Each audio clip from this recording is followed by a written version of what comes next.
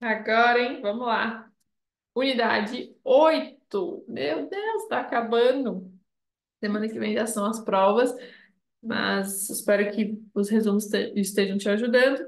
E é bom sempre não lembrar que a gente pode ouvir enquanto lava uma louça, quando a gente vai para o trabalho, né? Vale a pena. É um resuminho aí dos nossos livros, da nossa disciplina, então vale a pena a gente ouvir.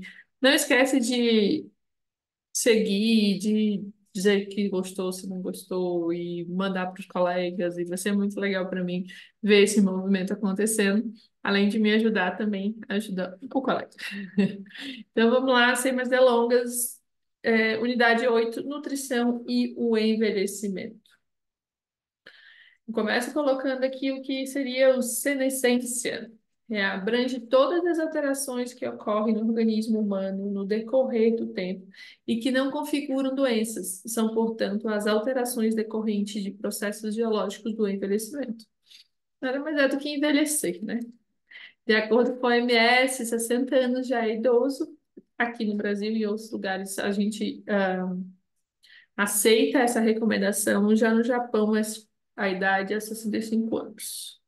Mundialmente, segundo Barros, a proporção de pessoas com 65 anos ou mais, ou seja, idosos, pela definição da OMS, estará a crescer mais rapidamente do que qualquer outro grupo etário. Entre 1970 e 2025 é esperado um aumento na ordem de 223%. Dos grandes desafios no ciclo de vida dos idosos é a desnutrição e a demência. A desnutrição é um dos maiores e mais devastadores condições da população idosa, retratando um desequilíbrio entre a ingestão alimentar e as necessidades individuais, quer em macros, quer em micronutrientes. A ingestão alimentar parece diminuir progressivamente com o envelhecimento decorrente das mudanças biológicas, incapacidade física, fatores socioeconômicos, farmacológicos e psicológicos. Contudo, frequentemente a desnutrição não é diagnosticada devido não só a modificações fisiológicas associadas ao envelhecimento, as quais mascaram deficiências nutricionais, como também ao fato de os profissionais de saúde não valorizarem os sinais da desnutrição. A consequência de não identificação e tratamento da desnutrição conduz a internamentos mais prolongados e frequentes.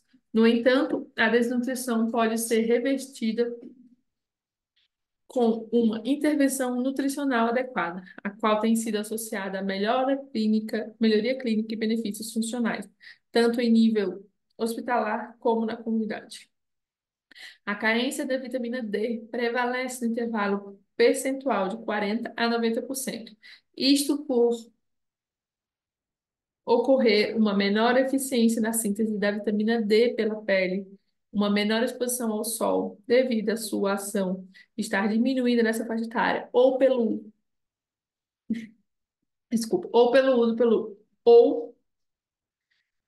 uso de medicamentos. Uma ingestão inadequada dessa vitamina pode levar à perda óssea e ao aumento do risco de osteoporose.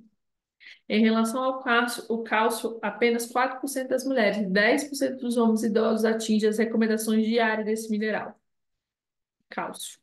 Quanto à carência de vitamina B12, está descrito que afeta 30% dos idosos. Relativamente à deficiência de vitamina C, esta ocorre frequentemente nos idosos, em cerca de 25% devido às principais perdas de dentição por dificultar o consumo de frutas, verduras e legumes. A gente tem vitamina D, cálcio e vitamina C, vitamina B12, como uma das fontes de maiores prevalência de carência, né? Carência de vitaminas. Sarcopenia. O envelhecimento está associado a uma redução importante da massa isenta de gordura e ao aumento de adiposidade. Considera-se que a sarcopenia tem base multifatorial, na qual se destaca vida sedentária, hábitos tabágicos, atrofia de desuso, saúde débil, genética, desnutrição, composição corporal e diminuição das atividades físicas. A melhor dieta para retardar os sintomas da sarcopenia é aquela composta por proteína. uma vez que os músculos são compostos primariamente por proteína. Ter proteína disponível no corpo impede que o organismo precise mobilizar proteínas musculares para a manutenção de funções diárias. A sarcopenia determina a debilidade física, com ocorrência de quedas frequentes, declínio funcional e mobilidade prejudicada nos idosos. Esse declínio progressivo funcional em idosos debilitados se associa ao aumento de dependência e comorbidades, levando à hospitalização e institucionalização. A prevalência da sarcopenia varia de 8,8% a 17,5% dos idosos, aumentando com a idade. Demência. Globalmente, devido ao crescimento da população idosa, prevê-se um aumento dramático do número de pessoas com demência. Estima-se que duplique a cada 20 anos. Aproximadamente 8 a 10% das pessoas com mais de 65 anos de idade no mundo ocidental sofrem com demência, e em cada 7 segundos é diagnosticado um novo caso. Enquanto doença neurológica, a demência é a maior causa de incapacidade e dependência em países desenvolvidos e a segunda em todo o mundo, é provavelmente a ameaça mais séria da população idosa. A doença do Alzheimer é a mais comum, contribuindo possivelmente para 60 a 80% dos casos. As doenças neurológicas são de natureza crônica e progressiva, levando às perdas funcionais, resultado da incapacidade de gerir os mecanismos da alimentação, como hipogeusia, disfunção do olfato, perda de interesse pela comida, dificuldade de conhecer os alimentos, recusa alimentar, perda de apetite e disfagia, e na perda da identificação da necessidade de comer, trazendo como possíveis consequências desnutrição ou perda involuntária de peso, desidratação, cicatrização de feridas e pneumonia, com provável necessidade de institucionalização precoce. Estima-se que cerca de 86% de pessoas com demência desenvolvam problemas de alimentação e está associado com 39% de mortes em 6 meses. Como principais fatores de risco para a demência, destaca-se a obesidade e o excesso de peso na idade adulta, com um risco aumentado de 74% a 35%, respectivamente, em comparação com as pessoas com peso normal. O tabagismo, a hipertensão, o colesterol elevado, a diabetes mellitus e a ingestão elevada de álcool. Contrariamente, a prática regular de exercício físico tem sido associada ao retardamento do surgimento da demência. Particularidades na avaliação nutricional do idoso. No envelhecimento, existem 4 fatores que podem condicionar o estado nutricional do idoso: fisiológico, psicológico, socioeconômicos e ambientais. Descrevem-se a seguir as particularidades a serem valorizadas neste grupo de população.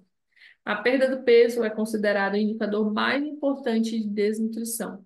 Uma perda de 10% em 6 meses, 7,5% em 3 meses ou 5% em um mês é considerado um problema grave e está diretamente relacionado com morbidade e mortalidade.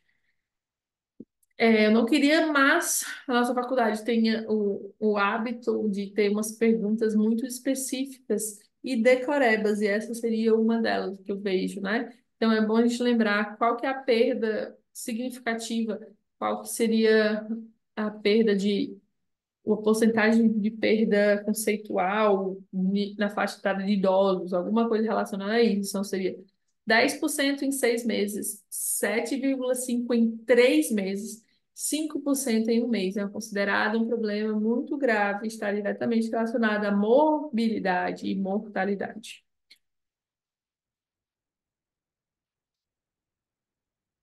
Desculpa. A perda auditiva também dificulta a comunicação global dos idosos, impactando nas escolhas e na qualidade de vida. Dentre os vários fatores fisiológicos que condicionam a ingestão alimentar, é importante destacar a saúde oral, dado ter um grande impacto nas escolhas alimentares na ingestão de nutrientes essenciais. A existência de carências dentárias, perda de dentição, diminuição das papilas gustativas, xerostomia ou cancro oral podem aumentar o risco de saúde em geral, devido à diminuição do paladar, olfato, dificuldade de mastigação e disfagia, o que leva os idosos a evitarem certos alimentos, podendo ocorrer desnutrição e isolamento. Perda estrutural não é uma desculpa, estrutural não é uma realidade vivida em todos os indivíduos com envelhecimento. Apesar do achatamento epifisário das vértebras, os discos vão ficando comprimidos pela diminuição das cartilagens interósseas. Nem sempre esse fenômeno chega a trazer comprometimento na estatura ou caso de cifose. Em um estudo realizado, mais de 80% dos indivíduos classificados como desnutridos tinham problemas orais, doenças sistêmicas e ou efeitos colaterais dos seus tratamentos e polimedicação podem levar ao aumento de risco de doenças orais, problemas orais. Envelheça de forma saudável, dica para idosos. Exercício pelo menos 50 minutos, 3 vezes por semana. Tenha uma noite de sono renovada. Faça os exames médicos regulares. Exercite sua mente. Conecte-se ao mundo. Reduza o estresse e mantenha-se em equilíbrio. Alimente-se de maneira saudável.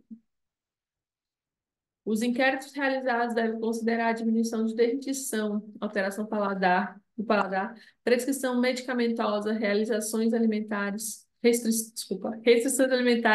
alterações funcionais devido a doenças crônicas e intervenções hospitalares repetidas, entre outros. Deve também ser considerado o grau de literacia, a fim de decidir o melhor inquérito a utilizar. A história alimentar pode ser recolhida através de exemplos como diário alimentar ou inquéritos nas 24 horas anteriores. Os dados analíticos, tanto a albumina como a pré-albumina, representam dois dos principais parâmetros habitualmente considerados na avaliação bioquímica. No entanto, na população idosa, esses valores podem estar alterados devido a outras condições que não a desnutrição, como a hidratação ou alteração da função hepática e ou renal, o que exige uma análise atenta. Além disso, é importante não esquecer que também podem diminuir ligeiramente com o avanço da idade. A utilidade das medidas antropométricas se prende com a informação que é possível obter sobre os depósitos da massa gorda e massa muscular, podendo ser utilizadas medidas como a estrutura, o peso, os perímetros, as pegas cutâneas ou a impedância bioelétrica. Por exemplo, a redução da área muscular do braço no idoso é considerado critério de diagnóstico de nutrição com implicação prognóstica. No entanto, existem fatores que podem influenciar essas medidas, como a presença de edema e perda da elasticidade da pele. Existem vários instrumentos de rastreio capazes de averiguar o risco nutricional, sendo de destaque o Mini Nutritional Assessment, MNA, o Subjective Global Assessment, SGA, o Malnutrition Universal Screening Tool, MUST, e o Nutrition Screening Initiative, NSI.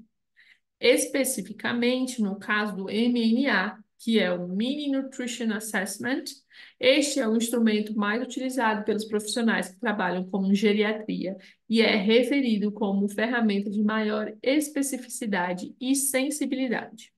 A redução do gasto energético basal é acompanhada da redução das necessidades energéticas e das funções fisiológicas, em função do declínio da atividade física e massa corporal metabolicamente ativa.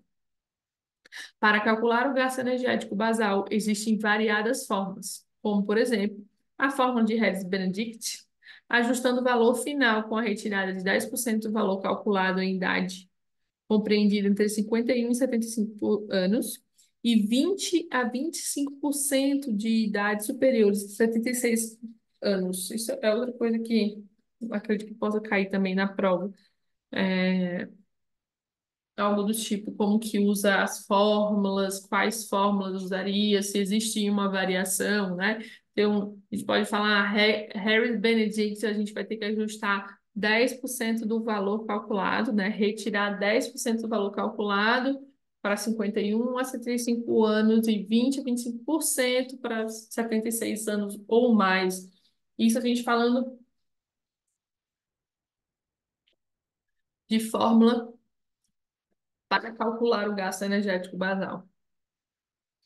Também temos a equação de Mifflin, ou ainda multiplicando 30 a 35 quilocalorias por quilo de peso corporal para adultos com úlceras de pressão. Relativamente aos micronutrientes, a recomendação nos idosos é a mesma do que para os adultos. No entanto, o envelhecimento é associado com aumento de risco da redução da ingestão destas.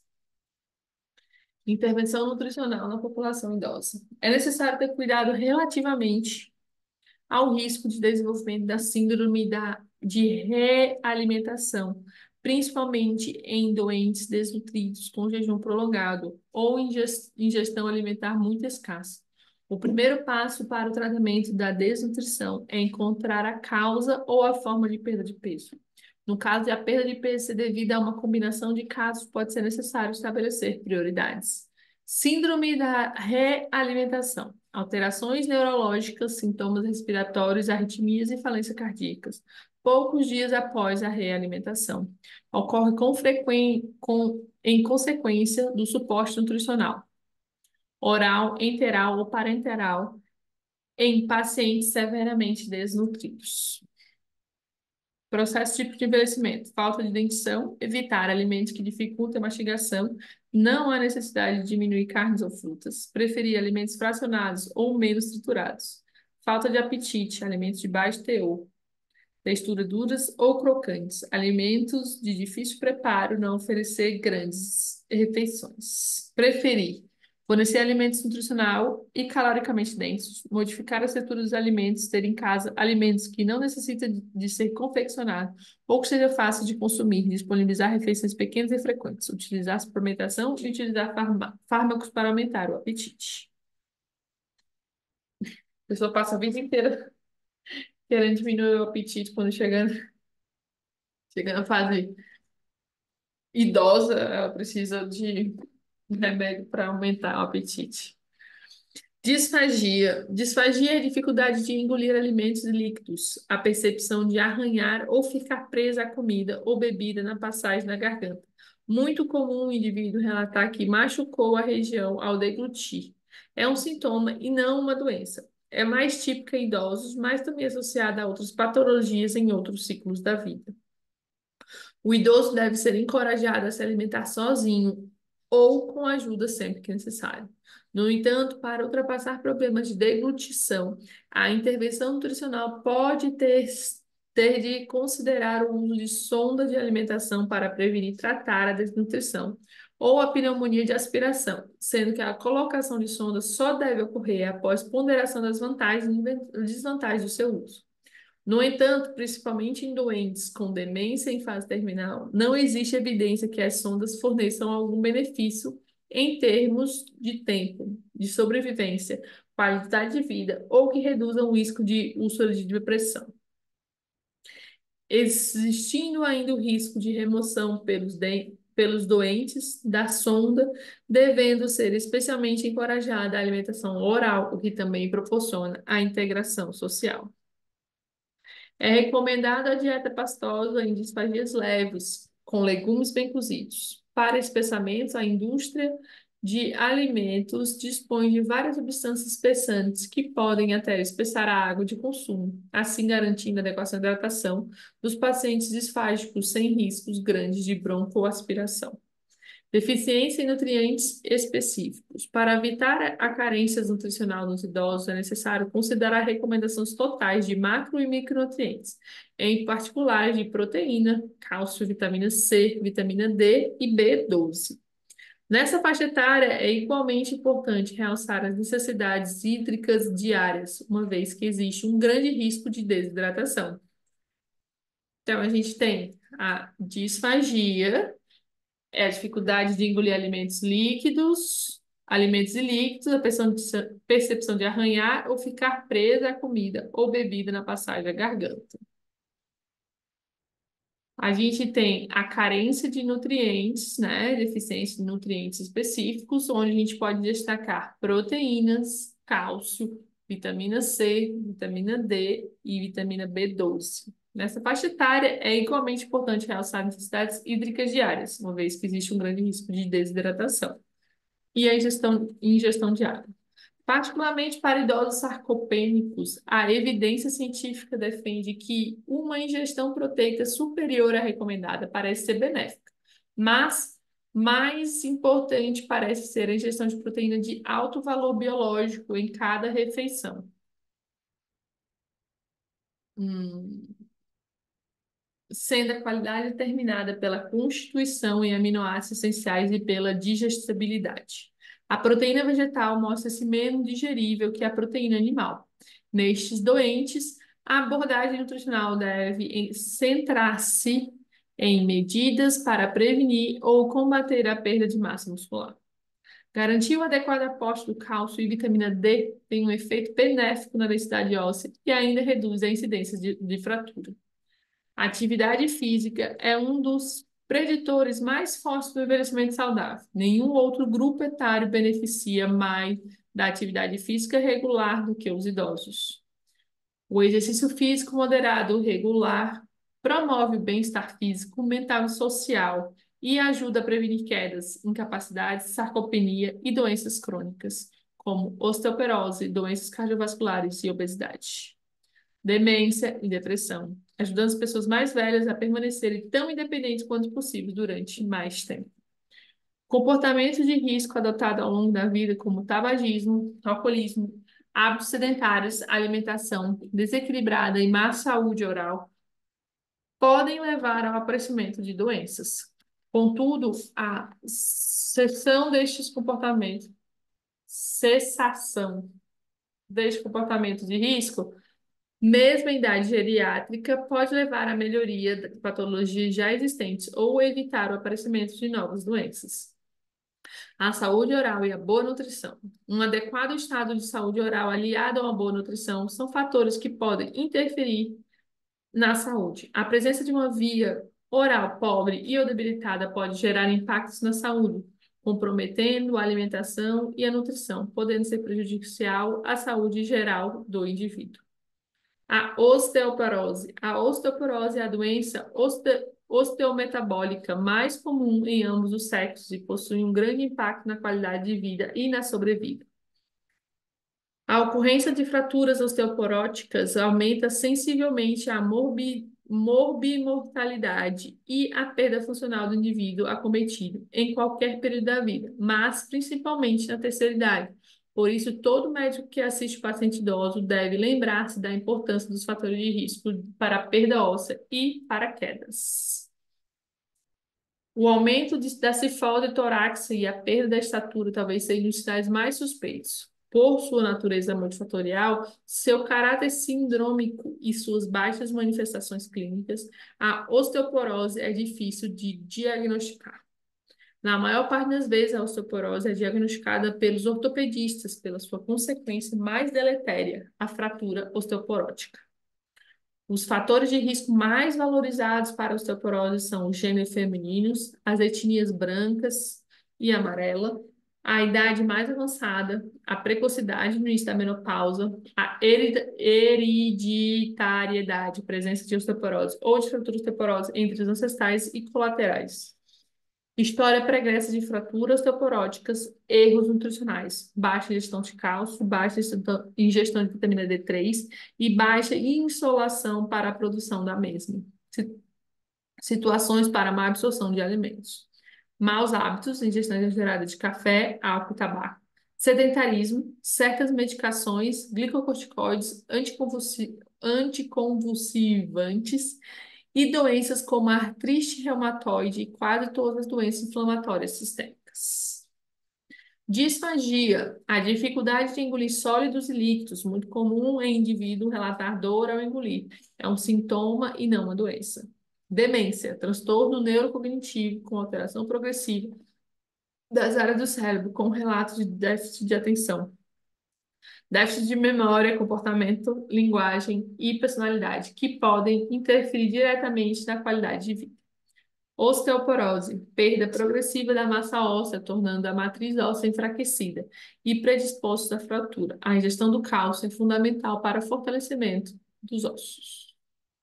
A gente tem 3 questões, as respostas. Não, não é essa que tem, mas tem muito engraçada que diz, óbvio que está errado. Acho que é a próxima, acho que é na 9. E também deixei aqui para vocês os slides da professora, né, que tem sempre muito material enriquecedor para nosso conhecimento. E é isso, pessoal. Um cheiro para todos vocês. Por favor, não esqueça de deixar o seu joinha, deixar o que você mais gostou aí, como é que eu posso melhorar. E a gente se vê na última aula de nutrição de ciclos de vida. Abração.